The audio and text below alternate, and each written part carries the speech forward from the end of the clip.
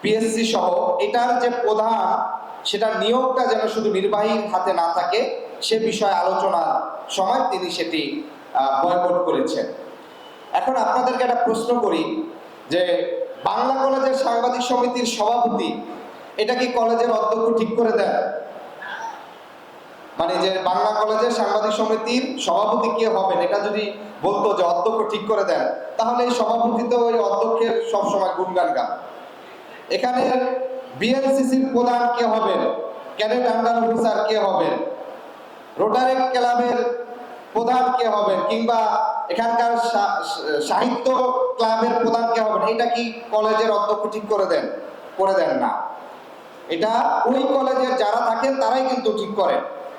তাহলে রাষ্ট্রীয়ভাবে যেসব সাংবিধানিক প্রতিষ্ঠান রাষ্ট্রের দল মত নির্বিশেষে ধর্মীয় পরিচয় কিংবা অন্যান্য জাতিগত পরিচয়ের ঊর্ধ্বে ওঠে, রাষ্ট্রের সকল নাগরিকের অধিকার সমানভাবে সুরক্ষা করবে, সেই প্রতিষ্ঠানের প্রধান কিভাবে প্রধানমন্ত্রীর হাতে যদি থাকে, তার নমুনা কিন্তু আমরা গত 54 বছর ধরে দেখেছি।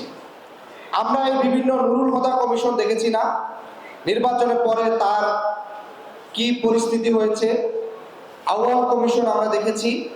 তাহলে ভবিষ্যতে এই প্রতিষ্ঠান প্রধানগুলো যেন নিরপেক্ষ থাকতে পারে, তারা সরকারি দল কিংবা একজন প্রধানের প্রতি যেন অনুগত না থেকে নিরপেক্ষ ভূমিকা পালন করতে পারে, সেই জন্যই কিন্তু এই ঐকমত্য কমিশনের বৈঠকে অধিকাংশ দলই প্রায় এই বিষয়ে মতামত দিয়েছেন।